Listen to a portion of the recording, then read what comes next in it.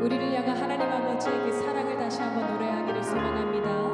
내가 주님 알기 전, 내가 주님 알기 전, 주님 날 먼저 아시고, 나 주님 사랑하기 전, 주님 날 먼저 사랑하셨네. 나를 이미 아시고 내 죄 사하기 위하여 그 아들을 보내셨네. 그 아들 보냈네. 사랑하는 내 딸아, 사랑하는 내 딸아, 내가 너를 잘 안다. 너의 눈물을 안다. 너의 아픔을 안다. 사랑하는 아들아, 모든 내 맘까지도 이미 널 알고 있단다. 너는 내게 와 편히 쉬어라. 사랑하는 내 딸아, 사랑하는 내 딸아, 내가 너를 잘 안다. 너의 눈물을 안다. 너의 아픔을 안다. 사랑하는 아들아, 모든 내 맘까지도 이미 널 알고 있단다. 너는 내게 와 편히 쉬어라. 사랑한다 아들아, 찬양합니다. 사랑한다 아들아, 내가 너를 잘 아노라. 내가 너를 잘 아노라. 사랑한다 내 딸아, 사랑한다 내 딸아, 내게 축복. 우리 자매 형제님들을 축복하면서 찬양할까요? 형제님들, 사랑한다 아들아, 사랑한다 내 아들아, 내가 너를 잘 아노라. 또 우리 자매님들을 바라보며 사랑한다 내 딸아, 사랑한다 내 딸아, 내게 축복 더하노라. 아멘. 우리 두 손을 우리 가슴 위에 얹고 함께 찬양합니다. 사랑한다, 사랑한다 내 아들아, 내가 너를 잘 아노라. 사랑한다, 사랑한다 내 딸아,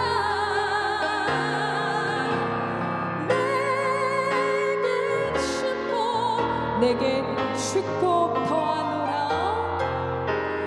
내게 축복 더하노라. 내게 축복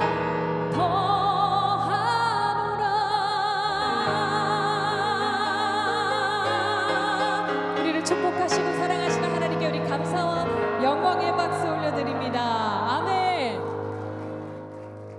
아멘. 반갑습니다. 우리 삼강교회 성도님들, 저는 오륜교회 섬기고 있는 우미셸 목사라고 합니다. 거룩한 주일 여러분들 이곳에서 만나 뵙게 돼서 너무나도 반갑습니다. 귀한 자리 초청해 주셔서 감사합니다. 아멘. 우리 예수님 이야기하는 것은 참 언제나 즐거운 일이죠. 아멘이십니까? 아멘입니다. 오늘 이 시간 우리가 마음껏 우리 주님 찬양하면서 또 제 삶에 역사하신 하나님 이야기 우리가 함께 나누면서 주님께서 우리 안에 채워주시는 기쁨이 충만할 줄로 믿습니다. 아멘. 일단 사람들이 저를 처음 만나면은요, 저에게 가장 먼저 또 많이 하시는 질문 한 가지가 있거든요. 이 질문이 무엇이냐면은 왜 이름이 우미셸이에요? 라고 물어보시는 분들이 굉장히 많으십니다. 네. 여러분들이 계신 이곳 부천은 어떤지는 제가 잘은 모르겠지만 제가 살고 또 제가 오랫동안 사역했던 경기도 분당에서는요.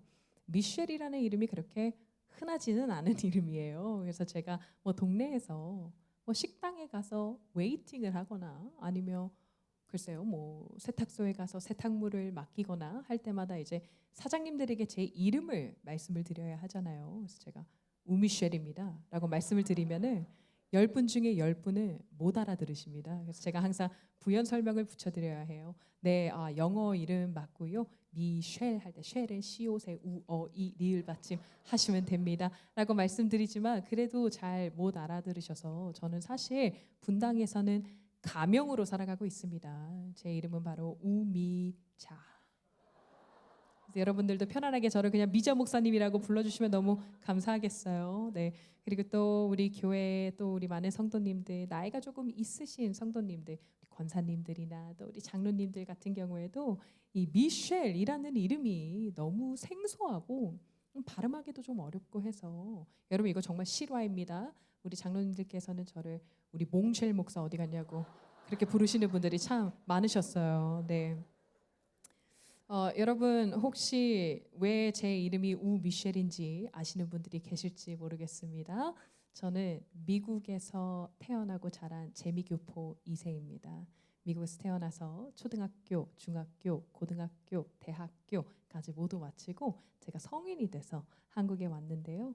올해로 이제 한 해가 바뀌었으니까 제가 한국에 온 지가 한 15년 차 정도 된 것 같습니다.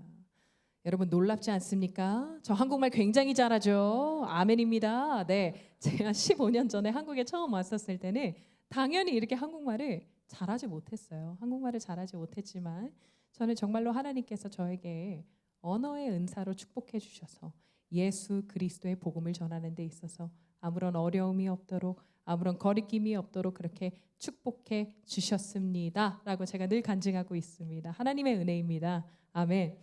자, 제 본명이 우미셸인데요. 제가 한국 이름도 가지고는 있습니다. 제 한국 이름은 우태림, 태림. 그래서 기쁠 태에 아름다운 옥림 자를 써서 기쁘고 아름다운 옥구슬 같은 소리로 노래하라라는 뜻을 가진 이름이에요. 그래서 제 이름과 제 삶과 또 제 사역이 이렇게 삼박자가 아주 잘 들어맞는 이런 굉장히 감사한 이름인 것 같습니다. 자, 제 이름은 우미셸 또는 우태림 또는 우미자 또는 우몽쉘인데요. 저는 오늘 요한복음 4장에 나오는 이름을 알 수 없는 한 여인에 대해서 여러분들과 이야기를 조금 나누어 보고 싶습니다. 요한복음 4장에 이름을 알 수 없는 한 여인, 여러분들 감이 좀 오실까요? 바로 우리에게 사마리아 여인 또는 우물가의 여인이라 알려진 여인입니다. 우리 함께 하나님 말씀 보겠습니다. 요한복음 4장 7절에서 9절까지의 말씀입니다. 혹시 성경책 가지고 계시거나 뭐 어플을 가지고 계신 분들은 펴 보셔도 좋을 것 같고요. 혹시 말씀이 준비가 되어 있을까요? 요한복음 4장 7절에서 9절까지의 말씀 없군요. 네, 제가 하나님 말씀 봉독하도록 하겠습니다. 7절입니다. 사마리아 여자 한 사람이 물을 기르러 왔음에 예수께서 물을 좀 달라 하시니 이는 제자들이 먹을 것을 사러 그 동네에 들어갔음이로라. 사마리아 여자가 이르되 당신은 유대인으로서 어찌하여 사마리아 여자인 나에게 물을 달라 하나이까 하니 이는 유대인이 사마리아인과 상종하지 아니함이로라. 아멘. 자, 이 요한복음 4장의 이야기는 우리가 이미 너무나도 잘 알고 있는 교회 학교 때부터 들어서 익히 잘 알고 있는 그런 성경의 스토리입니다. 그러니 우리가 알고 있는 몇 가지를 함께 이야기 나누어 보기 원합니다. 일단 이 여인은 사마리아인입니다. 사마리아인. 자, 유대인들은 사마리아인들을 배려해주고 그들을 위해주고 또 그들을 사랑해 주었다. 아니면 그들을 상종하지 않았다. 어느 쪽입니까? 그들을 상종하지 않았다. 그렇죠. 그 이유를 아주 간략하게 여러분들에게 말씀을 드리자면은 이제 사마리아는 원래 북이스라엘에 위치한 지역입니다. 그런데 북이스라엘이 아수르에 의해서 멸망당하게 되면서 이제 아수르 민족이 민족 혼합 정책이라는 것을 펼치게 됩니다. 이 민족 혼합 정책이 무엇이냐 하면 아수르 사람들을 사마리아 지역으로 모두 이주시켜서 그곳에 살고 있는 사람들과 통혼, 결혼시키는 겁니다. 그러니 그곳에서 살고 있던 사람들은 살아남기 위해서 어쩔 수 없이 이방인들과 혼인을 해야만 했던 사람들이 굉장히 많았겠죠. 그러니 유대인들의 생각으로, 유대인들의 시선으로 이들을 바라보았을 때는 저 사마리아인들은 유대인의 순수 혈통을 지키지 못한 자들, 아수르의 더러운 피가 섞인 이방인, 어떻게 보면은 이방인보다도 못한 부정한 자들, 그냥 그렇게 그들을 평생을 개 취급하면서 살아가는 것입니다. 이 사마리아 여인은요, 그녀가 태어났을 때부터, 어렸을 때부터 그냥 사마리아인이라는 이유만으로, 또 거기에 여자라는 이유로 평생을 멸시와 천대를 받으면서 정서적으로 학대를 받으면서 그렇게 살아온 여인입니다. 그리고 오늘 본문을 쭉 읽어보시면 여러분 다 아시겠지만요, 이 여인에게는 이미 남편이 5이나 있었고 현재 6번째 동거남과 살고 있다라고 성경이 기록하고 있어요. 자, 2026년도를 살아가는 지금 우리 주변에 5번째 이혼 소송을 마치고 6번째 재혼을 앞두고 있는 사람을 어디 우리가 만나보기가 쉽던가요? 부천에는 그런 사람이 많던가요? 아니죠. 네, 연예인들도 그런 문란한 삶을 살지는 않습니다. 그러니 뭔가 현대적인 시각으로 바라보았을 때도 노멀한 삶을 살고 있지 않은 이 여인입니다. 그렇게 아웃사이더로만 이루어진 그 사마리아 공동체 안에서도 이 여인은 제일 가는 아싸, 제일 가는 외톨이, 제일 가는 왕따인 것입니다. 다른 사람들, 다른 여인들 아무하고도 어울리지 못한 채 아무도 다니지 않는 낮 12시 가장 뜨거울 때에 편도 2km가 넘는 그 먼 거리를 물 항아리를 머리에 이고 홀로 물을 기르러 다니는 여인입니다. 아무도 상종하지 않는 이 여인, 어찌 보면 인생의 패배자라고 할까요? 남자나 바꿔가며 살아가는 문란한 여인이라는 낙인이 찍힌 채 살아가는 여인입니다. 그런데 이런 비참한 삶을 살아가는 이 여인을요, 오늘 우리 예수님께서 친히 찾아가 만나주십니다. 우리 예수님께서 그냥 길을 걷다가 어디를 가시던 도중에 우연히 이 여인을 마주친 것이 아니고요, 처음부터 이 여인을 택하시고 이 여인을 기억하여 주시고 이 여인을 찾아가 주셔서 만나 주신 것입니다. 아멘. 아무런 구원받을 자격도 없고 조건도 없고 예수님을 알지도 못하고 찾지도 않았고 원치도 않았던 이 여인에게 친히 찾아가 구원을 베푸시는 하나님을 오늘 우리가 만나뵐 수 있다라는 것입니다. 할렐루야. 아멘. 오늘 이곳에 굉장히 많은 성도님들 발걸음해 주셨습니다. 오늘 이곳에 모인 우리들 중에서 과연 그 어느 누가 나에게는 뭔가 특별한 자격이 있어서 내가 오늘 여기에서 한 자리 차지하고 앉아 있을 수 있다라고 이야기할 수 있는 사람이 과연 누가 있을까요? 우리 한 사람 한 사람 하나님께서 우리를 기억해 주시고 우리를 이곳으로 불러주시고 우리의 발걸음을 이곳 거룩한 성전으로 인도하여 주셨기 때문에 오늘 우리가 이 은혜의 자리에 함께하는 줄로 믿습니다. 아멘. 그래서 오늘 우리의 모임은요, 여러분, 죄인들의 모임입니다. 오늘 우리의 모임은 괴수들의 모임이에요. 그러나 죄인 중에 죄인, 괴수 중에 괴수인 저 우미셸에게 찾아오신 하나님 이야기를 제가 여러분들과 지금부터 조금 나누어 보고 싶은데 여러분 괜찮으시겠어요? 아멘입니다. 감사합니다. 이곳에 이제 우리 청년분들 굉장히 많이 모이셨으니까 제 청년의 때 이야기를 조금 여러분들과 나누어 보고 싶습니다. 저는 모태신앙입니다. 모태신앙인데 조금은 특이한, 조금은 특별한 그런 모태신앙일 수 있을 것 같아요. 저는 3대째 카톨릭 집안에서 태어난 모태신앙입니다. 그래서 저희 부모님께서는 아직도 성당에 지금 잘 나가고 계세요. 대학교 때까지 제가 하나님을 인격적으로 만나지 못했지만 많은 이민자들의 신앙생활이 그렇듯이 일요일이 되면 가족과 함께 성당에 나가서 무조건 미사를 드립니다. 그러나 그 미사를 드리는 그 행위가 뭔가 하나님을 예배하고 하나님을 더욱 갈망하고 뭔가 더욱 깊은 신앙을 위해서 내가 성당에 가는 것이 아니라 어떻게 보면은 그 척박한 이민 생활 중에서 우리가 할 수 있는 유일한 커뮤니티 생활, 뭔가 어떠한 교제를 위해서 우리가 그렇게 성당에 나가서 사람들을 만나는 그런 교제의 장. 그래서 결코 뜨겁지 않은 신앙생활, 결코 깊지 않은 신앙생활을 제가 한 20대 초반 정도까지 그냥 그렇게 유지를 했었던 것 같아요. 네. 이제 제가 지금 드릴 이야기는 여러분 여담입니다. 너무 심각하게 받아들여지지 마시고 여기 청년들이 굉장히 많이 모이셨는데 뭐 청년 집회 치고는 지금 분위기가 매우 무거운 편이기는 합니다. 네, 우리 청년들처럼 네네 네, 조크로 받아들여 주십시오. 제가 아주 어렸을 때 초등학교 들어가기도 전이었던 것 같아요. 저희 집안은 이제 미국에서 살고 있었으니까 저희 아빠 무슨 일로 잠시 저희 가족이 한국에 한 뭐 몇 주 정도, 뭐 한 달 정도 나올 일이 생겼어요. 근데 짧은 시간 있을 거니까 저희가 어디 호텔에 가지 않고 그때 당시 저희 친할아버지 댁에 저희가 잠시 들어가서 신세를 지고 있었습니다. 그때 당시만 해도 이게 굉장히 오래된 이야기예요, 여러분. 한 30년도 더 된 이야기이기는 한데 그때 당시만 해도 대저택에 사시는 분들께서는 항상 집안에서 상주하시면서 집안일을 도와주시던 이모님이 한 분씩 계셨거든요.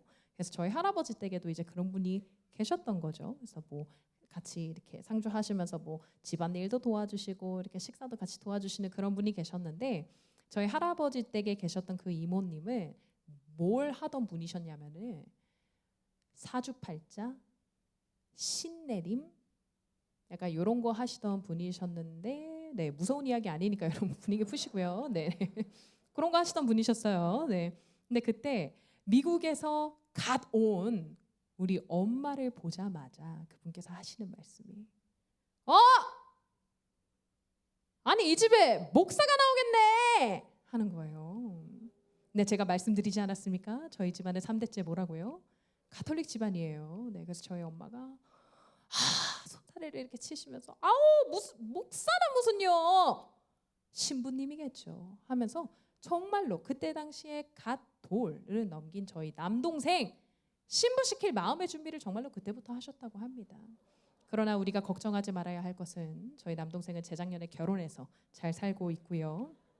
그냥 그만큼 저희 집안이 개신교 이야기가 나오면 뭔가 교회 이야기가 나오면 조금은 불편해하고 조금은 불쾌하던 그러한 집안의 분위기였다라는 것을 여러분들께 먼저 말씀을 드리고 시작을 합니다. 저는 미국에서 굉장히 유복하게 자랐습니다. 집이 엄청 부잣집이었어요. 왜 그런 집 있잖아요. 정말 가진 게 돈밖에 없는 그런 집. 그게 바로 저희 집이었습니다. 네, 저희는 LA 출신이에요. 오렌지 카운티 LA 출신인데 여러분들의 그 상상 속에 있는 LA의 대저택의 모습은 어떠한가요? 이렇게 대저택 옆에 이렇게 야자수가 쫙 펼쳐져 있고 그 큰 뒷마당에는 항상 뭐가 있죠? 수영장이 있죠. 그렇죠. 네, 그래서 저희 집에도 굉장히 큰 수영장과 옆에 이렇게 자쿠지까지 딸리고 별채까지 딸린 그런 집이었는데 특별히 저희 집 뒷마당에는 풀사이즈 테니스 코트장이 있었습니다. 그리고 풀사이즈 농구 코트가 있었고요. 뭐 생각보다 많이 안 놀라시네요. 여러분 커뮤니티 센터를 이야기하는 게 아니에요. 지금 저희 집 뒷마당을 이야기하는 것입니다. 네, 저희 그 동네가 얼마나 부촌이었냐면은 저희 이웃 주민이 누가 살았느냐, 우리 주변에 누가 살았느냐 하면은 그러게 모르겠어요. 우리 MZ들은 알까? Do you guys know Kobe Bryant? 네, NBA 농구 선수입니다. 네, 전설적인 농구 선수인데 코비 브라이언트가 저희 이렇게 옆집에 살았어요. 그래서 네, 뭐 딸내미 생일 파티에 초대돼서 뭐 이렇게 가고, 네, 하여튼 네, 뭐 그런 집입니다. 네. 그래서 제가 정말로 그런 집에서 온실 속의 화초처럼 프린세스처럼 그런 유년 시절을 제가 보냈었죠. 아직까지도 눈을 감으면 너무나도 생생히 기억이 나는 고등학교 2학년 여름방학의 어느 날입니다. 여름방학이니까 이제 평소와 마찬가지로 이제 늦지막히 일어나서 친구를 만나러 나가려고 제가 막 준비를 하고 있었어요.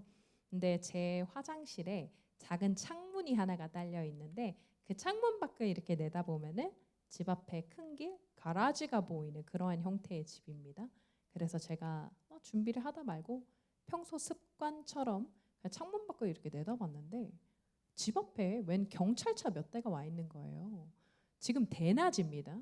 경찰들이 무슨 일이 있어서 우리 집에 왔지? 하면서 제가 그냥 준비를 하다 말고 밑으로 내려가 보았어요.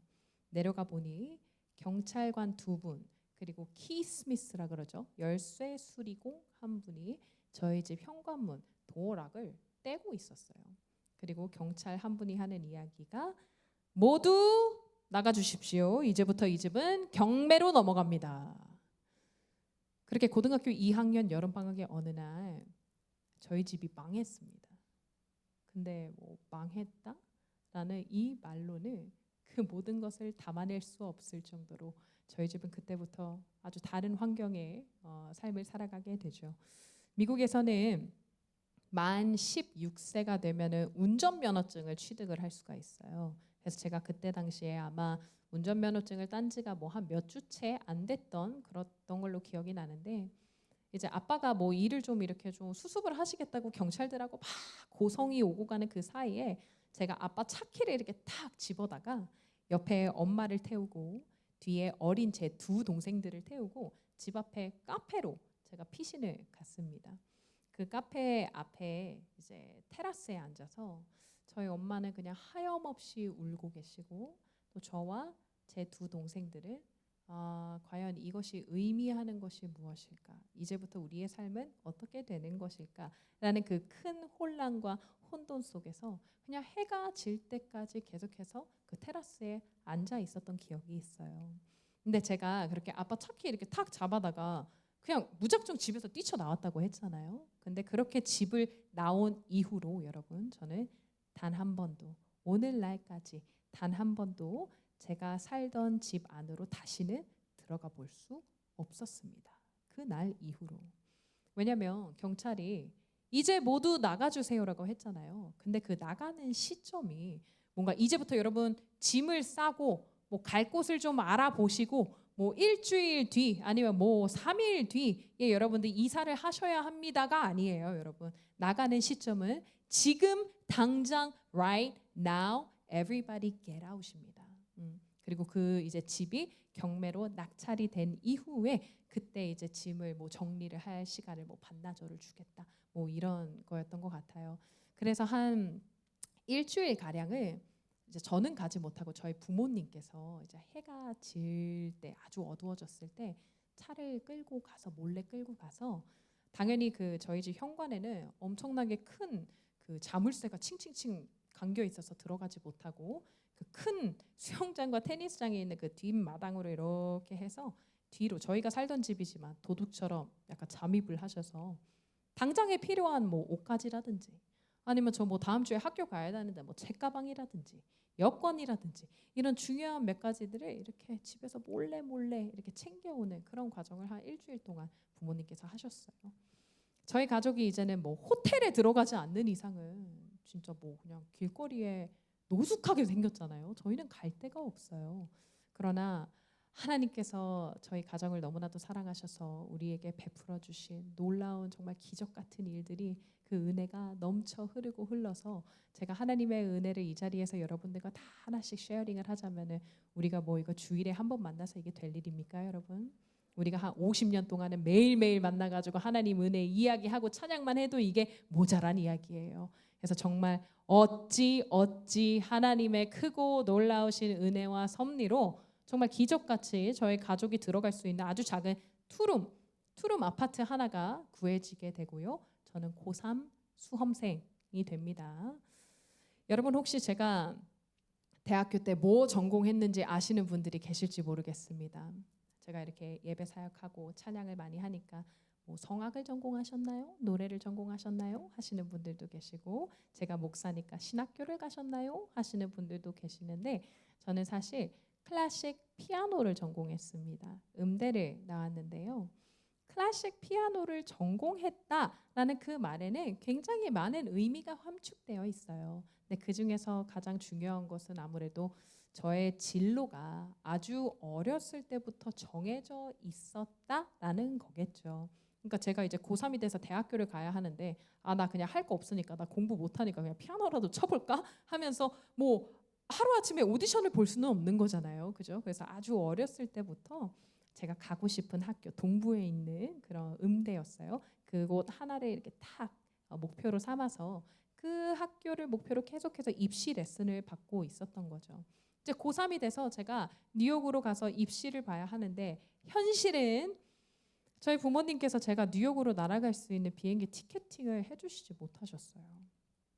그리고 제가 만약에 가서 입시를 잘 치렀다 할지라도 그 비싼 사립대의 등록금을 당연히 부모님께서 대주실 수 없었고, 뉴욕에서 살아갈 수 있는 생활비를 부모님께서 도와주실 수 없었기 때문에 저는 그냥 그 투룸 아파트에서 부모님과 함께 살면서 집에서 왔다 갔다 할 수 있는 등록금이 상대적으로 아주 저렴한 캘리포니아 주립대에 있는 음대 아무 곳이나 하나를 가게 됩니다.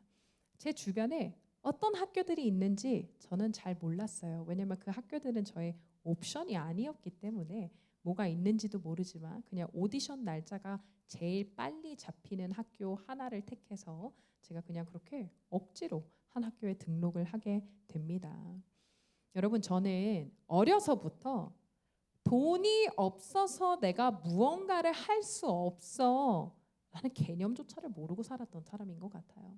그러니까 제가 사고 싶은 게 있으면 이건 재고의 문제지 제가 언젠가는 살 수 있어요.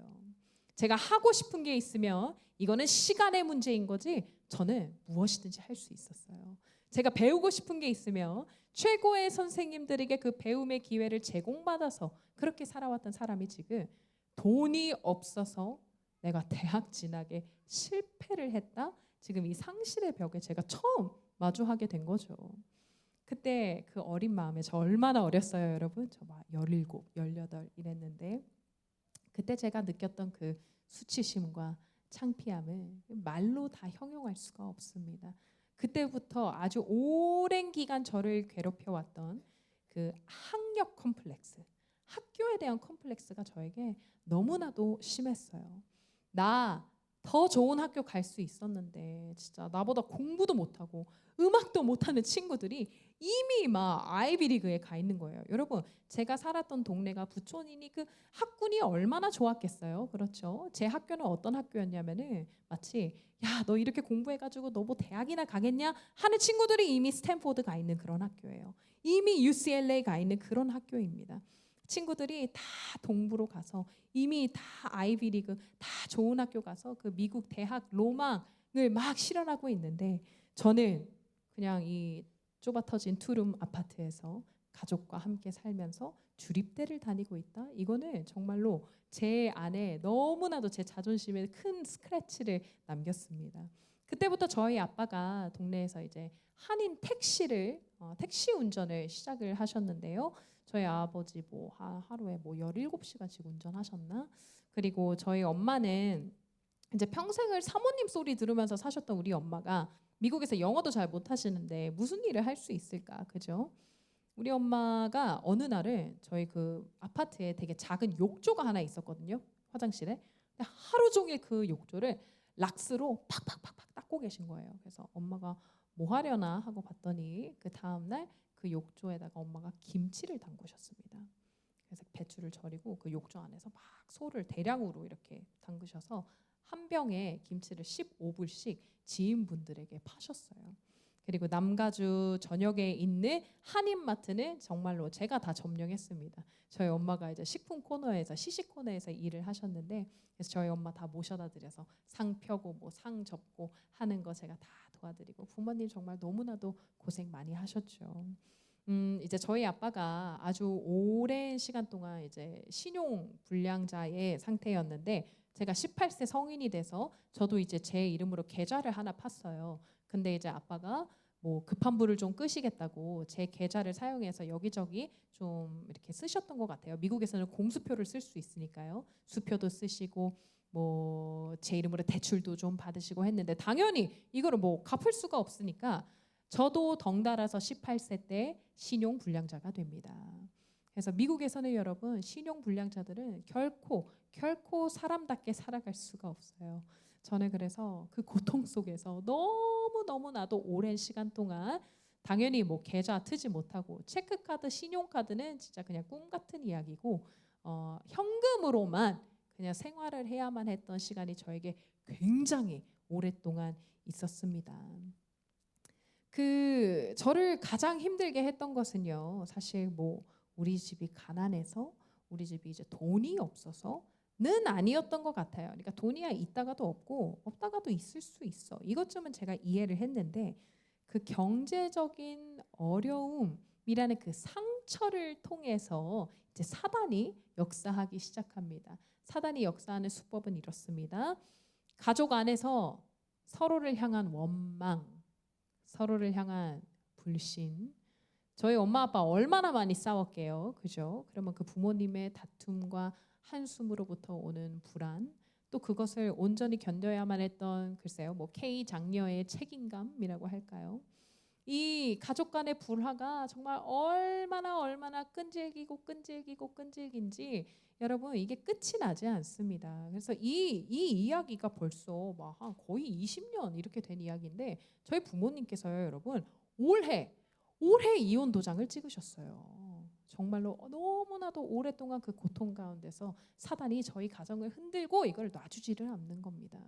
그렇게 그냥 사단이 돈만 가져가지 않고 한 가정을 그냥 파탄을 내버리는 거죠. 그냥 완전히 박살을 내버리는 겁니다. 그때 당시에 저와 또 우리 가족이 처한 이 상황 자체를 잘 이렇게 잘 받아들이지를 못한 것 같아요. 너무나도 창피하고 너무나도 부끄럽고 그때 당시에 이 일이 어린 저에게 얼마나 큰 트라우마로 다가왔는지요. 저는 10년이 넘도록 매일 밤 같은 악몽에 시달립니다. 예, 그 악몽은 저희 가족이 쫓겨난 집으로 다시 들어가는 꿈이에요. 꿈속에서 저희 가족이 환호하면서 즐거워합니다. 처음에는 이제 다 됐어. 이제 모든 게 다 제자리를 찾았나 봐 하면서 막 즐거워하는데 꿈속에서조차 제 마음 한켠이 너무나도 불편하고 너무나도 불안하고 이거 뭔가 단단히 잘못되었다 하면서 제가요 여러분 그 큰 집을 꿈속에서 미친 듯이 뛰어다녀요. 막 뛰어다니면서 이것저것 다 열어보고 다 들춰보고 들쑤셔보고 하면서 정말로 식은땀을 흘리면서 눈물을 흘리면서 잠에서 깨는 그러한 악몽이요. 여러분 10년 내내 매일 밤 지속이 됐다니까요. 얼마나 지옥 같은 나날들이었게요. 그래서 저는 저의 이 반짝반짝 가장 빛나던 저의 10대의 마지막 그리고 저의 20대의 초중반을 그냥 우울감, 무기력감, 패배감, 자격지심에 휩싸여서 그 아름다운 젊음의 때를 제가 귀한 줄도 모르고 아무것도 하지 않고 그 시간을 제가 그냥 허비해 버렸습니다. 아무것도 하지 않고 그 시간이 그냥 이렇게 무의미하게 흘러가도록 그냥 낭비했어요. 제가 대학 생활을 하면서 뭐 원치 않았던 대학 생활이죠. 나의 이 헛헛한 마음을 무엇으로 채울 수 있을까? 세상의 것들을 막 찾아다니기 시작합니다. 여러분 무엇이 제 마음을 채워줄 수 있었을까요? 무엇이 제 마음을 만족하게 할 수 있었을까요? 여기서부터는 뭐 여러분들이 다 아시는 스토리여서 제가 이 거룩한 성전에서는 차마 입에 담을 수 없는 헛짓거리들을 너무 많이 하고 다녀서 이야기하지 않겠습니다만은 제가 성인이 돼서 저의 지난 날들을 돌아보면은 정말 내가 크게 사고 치지 않은 것이 하나님의 은혜입니다. 내가 길거리에서 객사하지 않은 것이 하나님의 은혜입니다. 내가 지금 어디 깜방에 있지 않은 것이 하나님의 은혜입니다. 라고 고백이 되어질 만큼 여러분 저는 그냥 망나니의 삶을 살았어요. 저 그냥 반노숙자였거든요. 저는 집에도 들어가지 않고요. 학교도 가지 않고요. 그냥 길거리에서 생활했어요. 저는 그냥 밖에서 계속 돌고 그렇게 방황하는 시절을 보냈습니다. 아주 오랫동안 그 방황의 시기를 거치면서 제가 대학교 때 처음으로 친구 따라서 교회라는 곳을 가보게 됩니다. 할렐루야. 근데 여러분 오해하지 마세요. 교회에 놀러 간 겁니다. 교회에 친구들이 되게 많이 있었는데 그때 당시에 제가 막 이렇게 좀 노래하는 것에 이렇게 조금씩 이렇게 관심을 갖게 될 그쯤이었던 것 같아요. 근데 그때 당시만 해도 성당에서 미사를 드릴 때는 항상 성가대가 성가복을 입고 나와서 파이프 오르간에 맞춰서 그레고리안 찬트를 부리면서 미사를 드리고 있었을 그때입니다.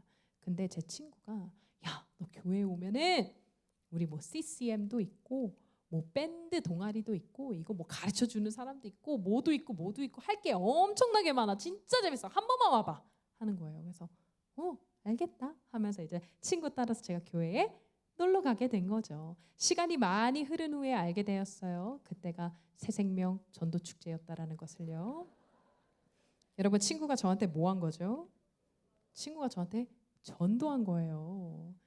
여러분 전도의 중요성이 여기에 있습니다.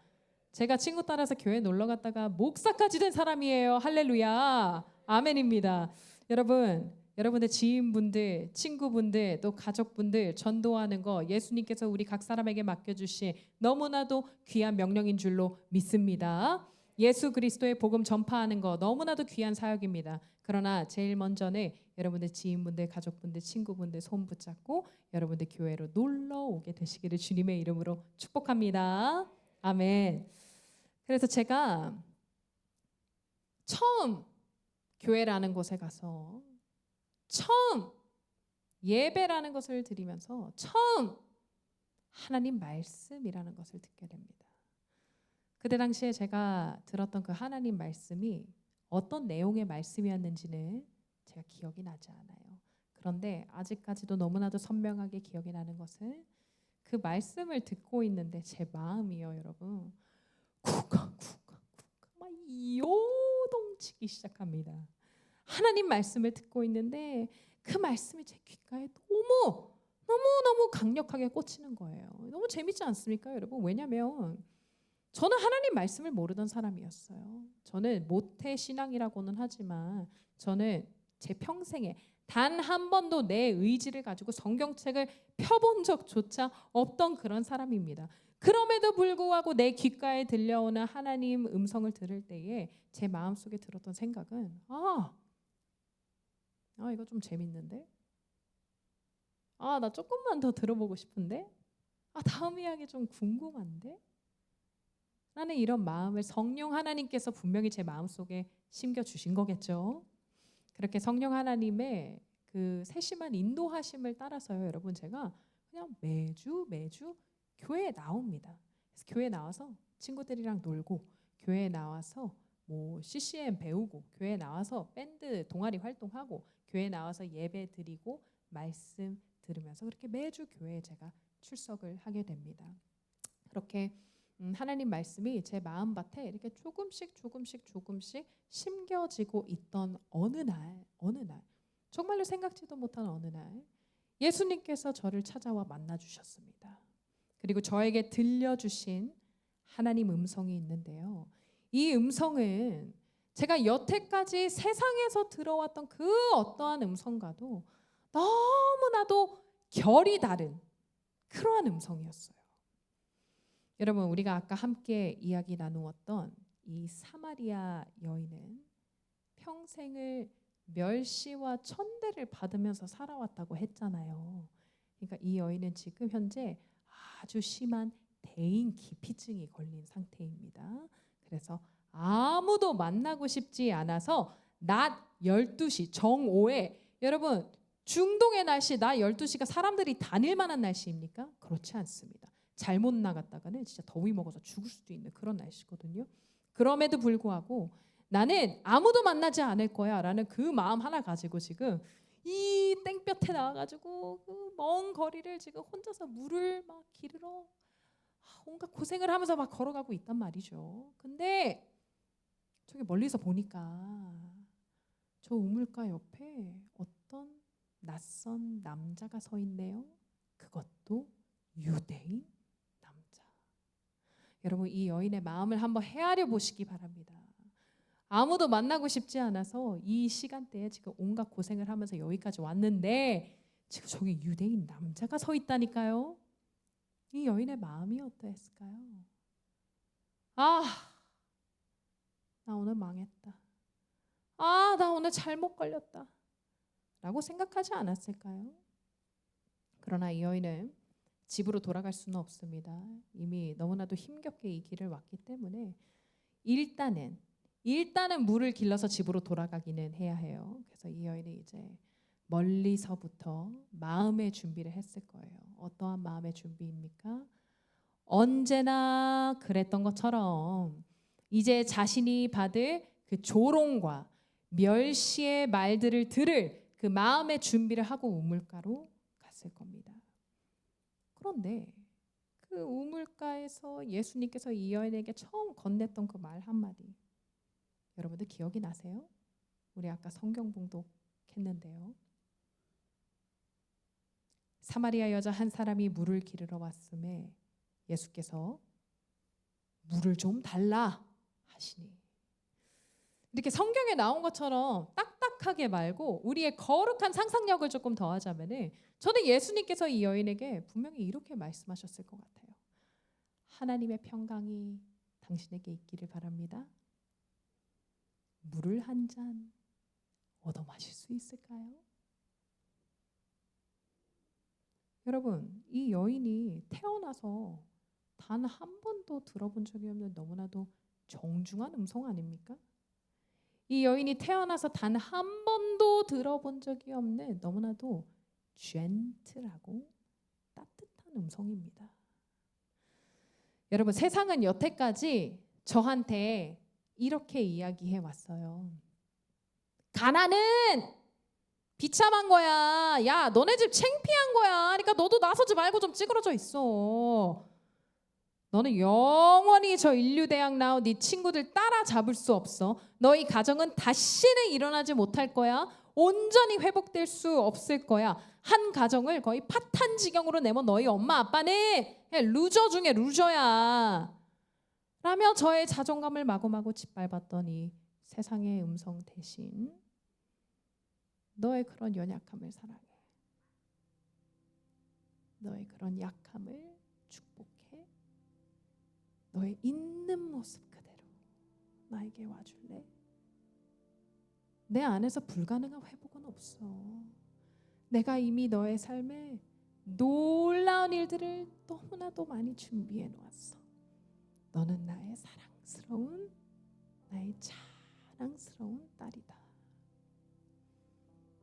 여러분, 제가 태어나서 단 한 번도 들어본 적이 없는 우리 예수님의 너무나도 따뜻하고 젠틀한 음성이었습니다. 이 음성은 비단 저를 향한 음성만은 아닐 거예요. 여러분들을 향한 우리 하나님 아버지의 그 동일한 사랑의 음성, 위로의 음성을 오늘 여러분들 듣게 되시기를 축복합니다. 우리 함께 찬양합니다. 나의 사랑, 나의 사랑, 너는 어여쁘고 참 귀하다. 어느 보석보다 귀하다. 내가 사랑스럽지 않을 때 너를 온전히 사랑하고 너와 함께하려 내가 왔노라.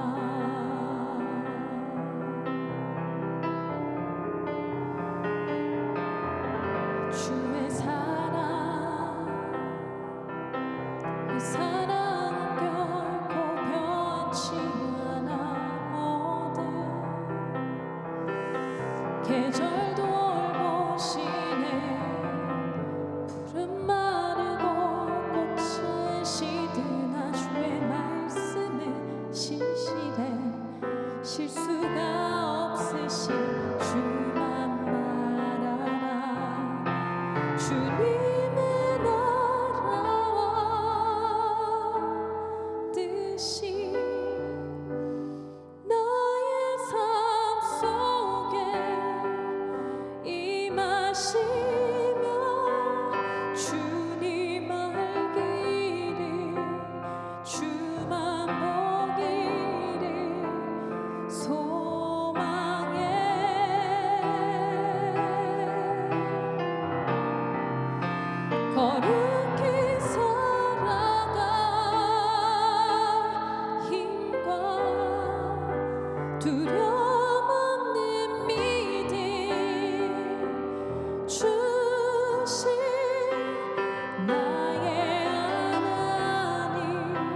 그 완전한 사랑 찬양해. 우리 함께 입술을 열어 고백할까요? 나의 사랑 너는 어여쁘고 나의 사랑 너는 어여쁘고 참 귀하다. 어디 보석보다 귀하다. 내가 사랑스럽지 않을 때 너를 온전히 사랑하고 너와 함께하려 내가 와. 주님의 나라와 주님의 나라와 뜻이 나의 삶 속에 임하시며 주님 알기를 주만 보기를 소망해.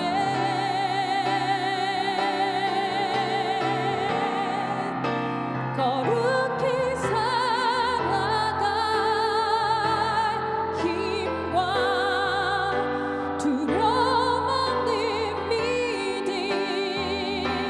주신 나의 하나님 그 완전한 사랑 찬양해.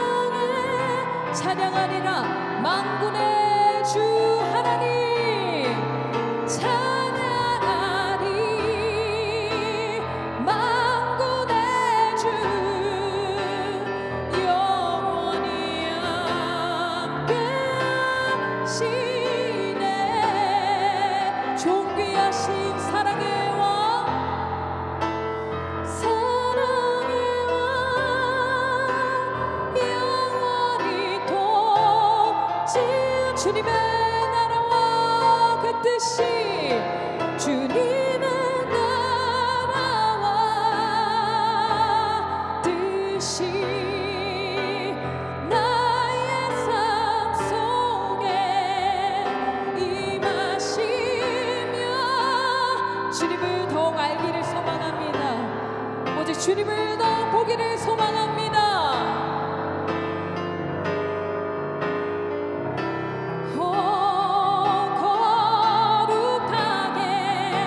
거룩히 살아갈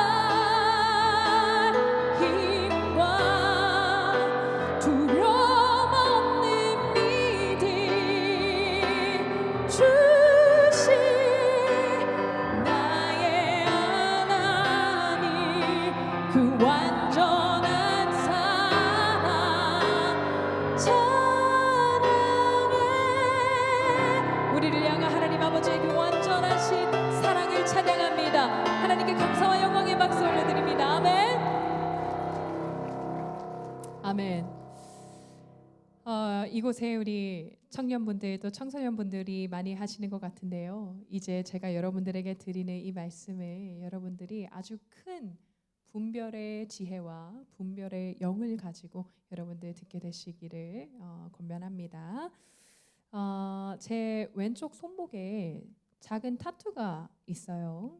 이 타투는 부끄럽지만 제가 여러분들과 아까 함께 이야기를 나누었던 그 망나니 생활을 할 때에 제가 생각이라는 것을 거부하며 살아갈 때에 그때 제가 이제 미국에서 하고 온 것인데 제가 뭐 이렇게 뭐 타투한 거를 막 뭐 후회하거나 아니면 뭐 이렇게 좀 뭐 가려야 되겠다, 뭐 레이저로 지워봐야 되겠다라는 그런 생각을 제가 딱히 해본 적은 없는 것 같아요. 네.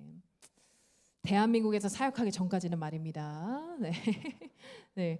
이제 제 찬양 콘텐츠가 이제 외부로 굉장히 많이 알려지게 되면서 정말 여러분들이 상상하시는 것 그 이상으로 제가 많은 분들에게 많은 통로를 통하여서 아주 많은 이야기를 듣습니다. 네. 근데 뭐 그 중에서 대부분의 이야기는 정말로 저를 많이 지지해 주시고 좋아해 주시고 제 찬양을 통해서 은혜 받았다 말씀해 주시고 뭐 믿음이 회복되는 계기가 되었다, 다시 하나님 만나는 통로가 되었다 라며 저에게 굉장히 많은 그 격려와 응원의 말씀을 해주셔서 제가 얼마나 감사함으로 또 새로운 힘을 내서 이 사역을 감당하고 있는지 모르겠습니다. 그러나 그렇게 많은 격려와 많은 응원의 말들 속에서도 제 마음속 깊은 곳에 박혀 있는 영원히 잊혀지지 않은 그 말 한마디는 100마디의 격려보다는 한마디의 악플이 될 수가 있을 것 같아요. 그렇죠? 정말 영원히 잊혀지지 않는 악플 하나가 있습니다. 제 그 조회수가 굉장히 많이 나온 영상 하나에 이렇게 달린 댓글이었어요. 뭐라고 쓰여져 있었냐면은, 여러분 궁금하세요? 약간 지금 표정이 지금 안물안궁 이런 표정이긴 한데 궁금하시죠? 네, 뭐라고 쓰여져 있었냐면, 너는, 이런 건 반말로 시작해야 됩니다. 너는 악한 세대를 일으키는 현대판 이세벨이다. 이런 리액션 괜찮아요. 왜냐하면 여러분들은 이세벨이 누군지 모르기 때문이죠. 네, 제가 예전에 모 교회에 이제 집회를 갔는데 평일 오전 집회였습니다. 평일 오전 집회의 특성상 이제 우리 어머니 권사님, 어머니 집사님들이 굉장히 많이 계신 집회였어요. 교회가 굉장히 컸습니다. 우리 성도님들 굉장히 많이 오셨어요. 그래서 제가 그때도 막 예배 인도하면서 뭐 너는 뭐 현대판 이세벨이다라고 하니까 우리 어머니들 다 함께 아멘 하시는 거예요. 네, 우리가 이세벨이 누군지는 모르겠지만 네, 눈치로 알겠죠. 지금 아멘할 타이밍은 아니라는 것을요. 여러분, 이세벨이 누구입니까? 이름이 예뻐서 예쁜 여자입니까? 이스라엘 왕 아합의 아내입니다. 네, 이스라엘 왕 아합의 아내인데 이스라엘 내에 막 우상 숭배도 퍼뜨리고 바알단도 세우고 신상도 세우고 하나님의 사람들을 잡아다가 죽이고 박해하고 못살게 굴고 훗날에 아주 비참한 종말을 맞이하게 되는 성경 속의 악녀 중에 악녀입니다. 그녀의 이름이 뭐라고요? 이세벨입니다, 여러분. 제가 왜 아까 여러분들에게 하나님께서 저에게 언어의 은사로 축복해 주셨다라고 말씀해 주셨잖아요. 드렸잖아요. 근데 하나님께서 저에게 주신 다른 은사가 한 가지가 또 있어요. 저 어떤 말을 제가 한 귀로 듣고 이렇게 한 귀로 흘려보내는 은사가 제가 굉장히 충만한 사람인데, 그럼에도 불구하고 현대판 이세벨, 이거는 제 마음과 제 사역에 너무나도 큰 타격을 안겨다 주었어요. 제 마음이 너무 위축되고 너무 낙심이 되는 거예요. 아니, 하나님 일 좀 열심히 해보려고 하는 이 젊은 목회자한테 도대체 왜 이러실까? 여러분, 이거 제가 장담하는데 우리 청년이 쓴 댓글이 아니에요. 왜냐하면 청년들이 이세벨이 누군지 몰라요. 예로 들 수도 없습니다. 그렇기 때문에 이세벨을 정말 언급을 할 정도면 우리 믿음의 선배님들, 아니면 교회에서 중직을 맡고 계신 분들, 아니면 뭐 모르겠어요, 1년에 성경을 1독 이상 하시는 분들이실 텐데 도대체 나한테 왜 이럴까? 마음이 너무나도 낙심되는 그러한 시간을 제가 오랫동안 보냈습니다. 그런데 여러분, 저는요, 제 손목을 보면서 저를 찾아오신 예수님을 기억합니다. 이것은 너무나도 확실한 저의 약함이고 저의 수치입니다. 제가 예전에 이런 생각을 한번 해본 적이 있어요. 이런 고민을 했는데, 왜 하나님께서 미국에서 잘 살고 있는 나를 굳이 아무런 연고도 없는 한국으로 데리고 와서 이곳에서 나를 이렇게 혼자서 홀로 외롭게 신앙생활을 하게 하실까? 왜 나는 한국에서, 여기서 나는 무엇을 하고 있나? 그런 생각을 했었는데, 아마도 하나님께서는 그냥 너 아무도 모르는 곳에서 하나님만 바라보며 하나님 안에서 하나님 일만 하면서 새 출발하렴 하면서 나를 한국으로 이렇게 끄집어 내신 것 같다라는 결론에 도달했는데, 제가 한국에 처음 왔을 그 15년 전 그때만 해도요, 여러분, 이렇게 유튜브나 뭐 예배 실황, 온라인 콘텐츠가 이렇게 발달한 그때는 아니었어요. 15년 전만 해도. 그런데 지금 우리가 살아가는 이 시대는 뭐 언제든지 누구든지 어디서든지 자기가 보고 싶은 그런 뭐 콘텐츠는 손 안에서 볼 수 있는 그런 시대를 살고 있지 않습니까? 그러니 미국에 있는 저의 옛 친구들, 지금은 연락을 하지 않은 저의 옛 지인들이 만약에 유튜브를 보다가 어떠한 알고리즘으로 인하여서 우미셸 목사가 딱 떴어요. 그래서 제가 이렇게 우리 성도님들하고 막 예수 그리스도의 복음을 이야기하고 뭐 하나님 찬양하고, 제가 막 전국을 돌아다니면서 이렇게 하나님 간증하고 이런 저의 모습을 본다면 옛 친구들이 저에 대해서 어떻게 이야기하고 저를 어떻게 평가할지는 저는 여러분 자신이 없습니다. 야, 대박. 야, 우미셸 목사 됐대. 우미셸 한국 가서 신분 세탁하고 목사 됐대게. 뭐, 감리교? 어디야? 이단이야? 우미셸한테 안수를 주게?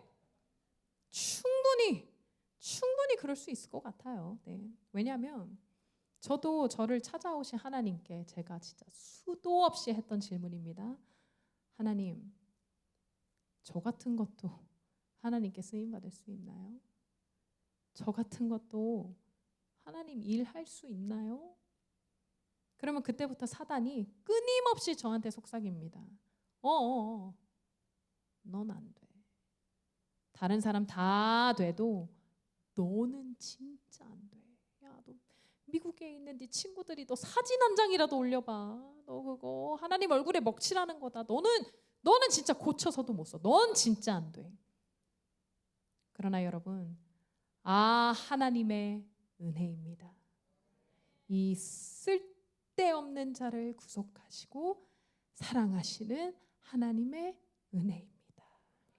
자격 없는 자를 세워주시고 하나님 사랑을 노래하게 하시고 은혜를 흘려보낼 수 있는 귀한 통로로 세워주시는 우리 아버지의 크신 은혜입니다. 아멘. 여러분, 우리가 성경에서 복음서를 읽어 내려갈 때요, 예수님께서 내가 하나님의 아들이야, 내가 너희가 기다리는 메시아라고 말씀해 주시는 경우가 거의 없지 않습니까? 그런데 이 사마리아 여인에게만큼은요, 내가 그다, 내가 너희가 기다리는 메시아야 라고 말씀해 주시거든요. 도대체 이 여인은 어떠한 자격으로 이렇게 놀라운 은혜를 입을 수 있었던 걸까요, 여러분? 어떠한 자격? 자격? 없습니다. 조건 따위 갖추고 있지 않습니다. 인간적으로 예수님을 만날 수 있는 자격과 조건을 이 여인이 갖추고 있지 않아요. 예수님을 필요로 하지도 않았고 예수님을 원치도 않았고 예수님을 알지도 못한 사람이었습니다. 그럼에도 불구하고 예수님께서 이 여인을 직접 찾아가 주셔서 기다려 주시고 만나 주시고 구원을 베풀어 주십니다. 여러분, 이것이 하나님의 은혜입니다. 복음서에서 예수님을 만난 사람들 또는 구약에서 하나님의 부르심을 받은 모든 사람들은요, 하나님을 만난 전후가 확연하게 구별되는 변화를 모두가 겪게 되어 있거든요. 근데 이러한 변화는 그들이 하나님을 만난 후에 점차적으로 그들의 신앙이 막 성숙되어져서 10년 후에나 또는 20년 후에나 고백되어지는 그런 깊은 믿음의 간증, 이런 것을 이야기하는 것이 아니라 이 변화는 굉장히 즉각적인 변화입니다. 내 주변에 있는 모든 사람들이 다 알아차릴 수 있는 그러한 변화를 이야기하는 거예요. 자, 믿음의 조상 아브라함의 스토리의 시작은 하나님과의 만남, 하나님의 부르심으로부터 그의 변화가 바로 시작이 되는 것입니다. 처가살이를 하면서 양이나 치던 모세의 삶이 이스라엘 백성들이 이끄는 위대한 지도자의 삶으로서 바뀐 것은 떨기나무 가운데에 불꽃으로 오신 하나님을 만남으로 그의 변화가 시작이 되는 것입니다. 베드로의 삶은 매일 내가 어디를 가면 물고기를 더 많이 잡을 수 있을까, 한나 어부로서의 삶을 살아가던 그가 주님을 만남으로써 그의 삶이 새로워지죠. 잠시 주님을 떠났지만 다시 한번 예수님을 만남으로써 그의 삶 역시 다시 한번 새로워지는 경험을 하게 됩니다. 바울 역시 마찬가지입니다. 비방자요 폭행자였던 바울이 다메섹에서 주님을 만나고 변화되어서 온 세상을 변화시키는 이방인의 사도, 복음의 전파자가 됩니다. 여러분, 이 모든 이들은 먼저 하나님께서 이들을 찾아오셨으며 찾아오신 주님을 만남으로써 그들의 인격과 그들의 믿음과 그들의 삶이 변화된 것입니다. 제가 너무나도 좋아하는 페이지처치 목사님, 여러분들도 사랑하시는 페이지처치 목사님 글 중에서 이런 글이 있어요. 너무 좋아서 여러분들에게 조금 읽어드리고 싶어요. 잘 들어보시기 바랍니다. 그대로 사랑하시지만 그대로 두진 않으신다.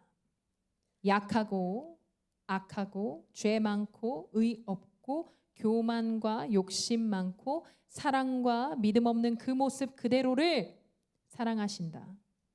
실패하고 무능하고 좌절하고 넘어지고 상처와 약점은 많고 잘남과 잘함은 없는 이 모습 이대로도 사랑하신다. 하지만 그대로 두진 않으신다. 죄로부터 고치시고 악으로부터 구하신다. 교만과 욕심과 불신이라는 죄로부터 실패와 상처와 좌절이라는 악으로부터 깨끗하게 하시고 보호하시고 건지신다. 그래서 하나님의 형상이 회복된 복된 하나님 자녀가 되게 하신다. 아멘. 맞습니다. 하나님께서는 우리를 그냥 그대로 내버려 두지 아니하시고 우리가 회개할 수 있도록 우리가 회복될 수 있도록 그렇게 우리를 변화시켜 나아가시는 것입니다. 이 사마리아 여인도 마찬가지거든요. 그냥 매일의 삶을 살아가던 그녀에게 예수님과의 만남 후 180도 다른 삶의 모습이 찾아옵니다. 사람을 기피하던 이 여인이 이제는 막 동네방네 떠들고 다니는 거예요. 메시아를 만났다라는 그 벅찬 감동이 막 주체가 되지는 않아서 이 기쁜 소식을 널리 알리고 다니는 것입니다. 저는요, 이 여인의 모습이, 이 여인의 행동이 너무나도 이해가 가는 것이, 여러분 MBTI 아시죠? MBTI 아세요? 네. 여러분 오늘 여기 굉장히 많은 성도님들 오셨는데 다 오늘 저 처음 보시죠? 여러분들이 처음 마주하시는 우미셸 목사의 모습은 여러분들의 생각에 우미셸 목사는 E 외향적이다 아니면 I 내향적이다. 제가 E일 것 같아요? I일 것 같아요? E일 것 같아요? I일 것 같아요? E일 것 같아요? I일 것 같아요? 관심 없어요? 네. 저는 제발이래. 저는 I가 1000%인 사람입니다. 네. 그래서 100%도 아니에요. 1000%인데 많은 분들이 의아해 하신다는 것은 알고 있습니다. 뭐 I인데 막 노래를 저렇게 한다고, I인데 뭐 말을 저렇게 많이 한다고 하시는 분들이 계신 거 알고 있지만 이제 저의 이 타고난 가지고 태어난 그 성향 자체는 저는 좀 병적으로 내성적이고 병적으로 쑥스러움이 많고 이렇게 새로운 사람과 만나서 대화를 하는 데 있어서 이렇게 온 우주적 에너지가 필요한 그런 사람 있잖아요. 그게 바로 저입니다. 그래서 오늘 이제 집회 끝난 후에 담임 목사님을 만나라고 하는데 네, 심히 걱정이 됩니다. 최선을 다하겠습니다. 네, 제가 병적으로 내성적이다를 뒷받침할 에피소드 하나를 짧게 말씀을 드리자면은 제가 15년 전에 한국에 처음 와서 제가 이제 버스를 혼자서 타봤거든요. 근데 한국 버스는 하차벨이라는 것을 눌러야지만 하차를 시켜주더라고요. 근데 이제 하차할 정거장이 다가오는데 제 옆에 하차벨이 없는 거예요. 보니까 저 끝에 이렇게 좀 멀리 하차벨이 있습니다. 근데 버스 안에 사람이 좀 많았어요. 거의 만원 버스였는데 당연히 그 모든 사람들 저를 쳐다보는 사람 한 명도 없었고 저를 신경 쓰는 사람 아무도 없었지만 그 많은 인파 속에서 제가 자리를 박차고 일어나서 손을 뻗는 행위를 하는 제 자신을 용납할 수가 없어요. 그래서 결국에는 하차벨을 누르지 못하고 종점까지 갔다는 슬픈 전설이 있습니다. 네, 그만큼 그냥 사람들의 그런 뭔가 이목과 이런 관심을 받는 거를 견딜 수 없을 정도로 불편해하는 사람입니다. 그래서 오늘 저희 다 처음 만났잖아요. 굉장히 많은 성도님들 오셨는데 제가 얼마나 불편하겠습니까? 그렇죠? 그래서 저 이따가 집회 마치고 나갈 때 혹시라도 저를 마주치신다면 인사하지 말아주세요. 속으로만 축복기도 한 번씩 해주시고 네, 농담입니다. 제가 여러분들에게 드리고 싶은 말씀은 따로 있어요. 여러분 제가 예수님을 만난 뒤에요. 예수님을 찬양하고 싶은 저의 마음이 제 성향을 뛰어넘습니다. 예수님을 알고 난 뒤에 우리 주님을 전하고 싶은 이 복음을 전하고 싶은 저의 갈망이 제 성격을 극복하게 하는 것입니다. 아멘. 여러분 이 사마리아 여인이 예수님을 만난 뒤에 마을로 뛰쳐들어가서 이렇게 외칩니다. 내가 행한 모든 일을 알고 있는 이 사람을 좀 와서 보세요. 내가 행한 모든 일 그것이 무슨 일입니까? 그녀가 무슨 위대한 업적이라도 남겼습니까? 내가 행한 모든 일, 그것은 그녀의 모든 부끄러운 수치스러운 지난 날들입니다. 사람들에게 드러나기를 원치 않아서 숨어만 다니던 그런 비참한 삶을 살아가던 이 여인이 이제는 모든 사람들 앞에서 당당하게 외치는 거예요. 내 삶에 부끄러웠던 과거는 있지만, 내 삶에 수치스러웠던 지난 날들은 있지만, 내 삶을 만져주시고 치유하시고 회복시켜주신 그분을 여러분들께 소개합니다. 우리가 기다리던 메시아 그리스도입니다. 할렐루야. 아멘. 저희 모습이 이 사마리아 여인의 모습과 너무나도 많이 오버랩이 됩니다. 제가 처음 뵙는 여러분들 앞에서 저희 부끄러운 과거를 이렇게 정당화시키겠다라는 것이 절대로 아닙니다. 나는 이제 내 타투가 당당하다. 그러니까 누가 뭐래든 나는 손들고 찬양하겠다라고 말씀드리는 것이 절대로 아닙니다. 아무도 찾아오지 않았으면, 아무에게도 들키고 싶지 않았던 저희 작은 우물가에 숨어 지내며 아파하고 괴로워하던 저를 찾아오신 예수님. 예수님의 그 크신 사랑과 은혜를 이야기하는 것입니다. 할렐루야. 저희 이런 마음을 잘 나타내는 찬양이 있어요. 주님을 만남으로 나의 약함은 나의 자랑이 되고 나의 실패는 나의 간증이 되었습니다. 우리 함께 찬양합니다.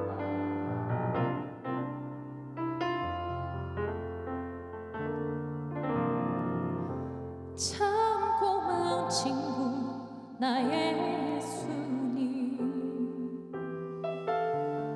너는 깨지기 쉬운 질그릇과 같으나 때론 낙심해도 포기치 않으면 예수의 생명이 내 안에 있기에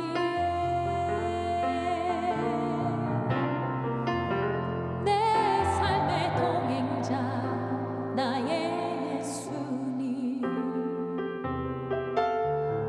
너는 기대가 없는 어린 나귀 같으나 늘 쓰러지나 다시 일어나도 예수의 생명이 내 안에 있기에 나의 약함은 나의 자랑이요 나의 실패는 나의 간증이요 나의 아픔은 나의 영광이니 그 부르심 따라 내가 걸어갑니다.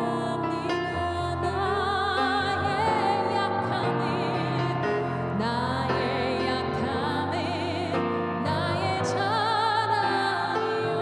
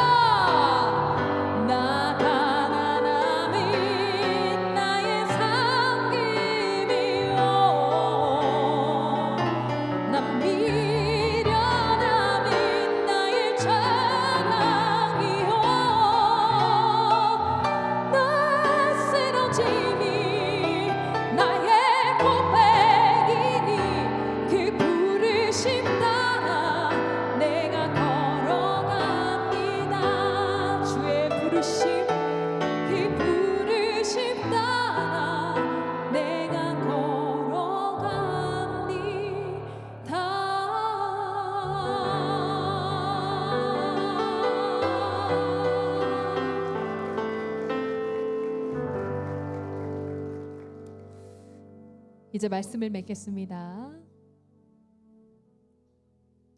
사마리아 여인은 알고 있었을까요? 전능하신 하나님, 이 세상 온 우주 만물을 창조하신 하나님의 아들이 그녀가 살고 있는 수가라는 아주 작은 동네로 그녀의 아픔과 그녀의 슬픔과 그녀의 외로움과 그녀의 수치를 이미 다 아시고 그녀의 이름도 아셨겠죠?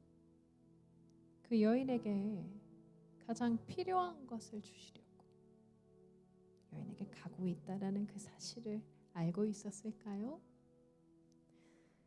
이 사마리아 여인의 이름이 성경에 나와 있지 않는 이유는 바로 그 여인의 모습이 우리의 모습이기 때문입니다. 저 우미쉘의 모습, 여러분의 모습이에요. 사마리아 여인을 찾아가 주셨던 주님께서 우리 한 사람 한 사람을 만나러 오십니다. 여러분들의 이름을 아시고 여러분들의 상황과 형편을 모두 아시고 여러분들의 필요를 아시고 여러분들의 아픔과 슬픔과 오래된 기도 제목 하나하나를 다 아시고 지체 없이 우리에게 달려오십니다. 우리를 훈계하려고 혼내려고 오시는 게 아니에요. 너는 어떻게 남편이 5이나 있느냐, 이 문란한 여자야. 너는 어떻게 예수 믿는다면서 신앙생활을 그따위로 하고 있냐. 우리를 정죄하며 모욕감을 주시는 하나님이 아니십니다. 대신 나에게 물을 한 잔 다오. 상한 심령에게 다정하게 이야기하시는 우리 예수님의 그 사랑의 음성을 듣게 되시기를 주님의 이름으로 축복합니다. 제가 여러분들 축복하면서 들려드리고 싶은 마지막 곡이 있어요. 사랑하는 내 딸아, 너의 자금도 내겐 너무나도 귀하다. 너와 함께 걸어가는 이 모든 시간이 내게 참 힘이 된다. 사랑하는 아들아, 너의 연약함도 내겐 큼이라. 너로 인해 잃어버린 나의 양들이 내게로 돌아오게 될 거야. 이곳에 모인 우리는 모두 주님의 사랑받는 하나님의 딸, 하나님의 아들입니다. 여러분들께서 하나님께 올려드리는 그 눈물의 기도, 저는 다 알지 못하지만 우리 주님께서 잊지 않고 계신다고 합니다. 아멘. 모든 것을 합력하여서 선을 이루시는 우리 하나님, 나의 연약함과 나의 실패와 나의 아픔마저도 하나님의 영광을 위해 들어쓰시는 우리 하나님의 그 완벽한 때에 우리의 기도가 하나님의 방법, 가장 좋은 방법으로 응답되어질 줄로 믿습니다. 아멘. 오늘 이 찬양이 여러분들께 들려지는 하나님의 사랑의 음성이 될 수 있기를 소망합니다. 우리 하나님의 열심 함께 찬양합니다.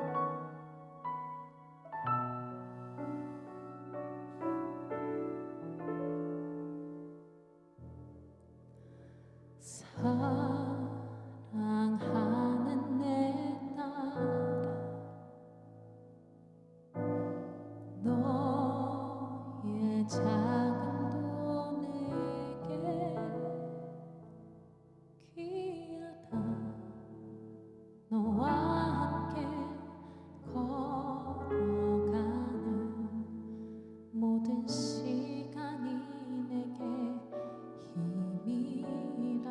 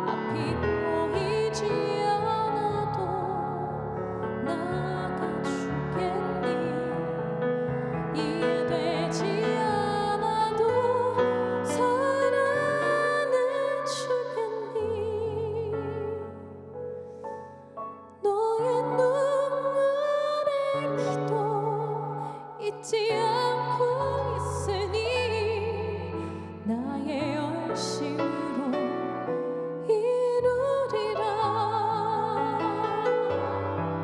여러분들을 향한 하나님의 사랑의 음성입니다. 하나뿐인 사랑아, 하나뿐인 사랑아, 내게 부탁이 있다. 내게 부탁이 있다. 길 잃어 지친 영혼, 잃어 지친 영혼 돌아보라. 나의 품으로 안기어라. 조금 느린 듯해도 기다려 주겠니. 조금 더딘 듯해도 믿어줄 수 있니. 내가 가는 그 길 절대 헛되지 않으니 나와 함께 가자. 앞이 보이지 않아도 나가주겠니. 이해되지 않아도 사랑해주겠니. 너의 눈물의 기도 잊지 않고 있으니 나의 열심으로 조금 느린 듯해도 조금 느린 듯해도 기다려 주겠니. 조금 더딘 듯해도 믿어줄 수 있니. 내가 가는 그 길 절대 헛되지 않으니 나와 함께 가자. 앞이 보이지 않아도 나가주겠니. 이해되지 않아도 사랑해주겠니. 너의 눈물의 기도 잊지 않고 있으니 나의 열심으로 이루리라. 너의 눈물의 기도 잊지 않고 있으니 나의 열심으로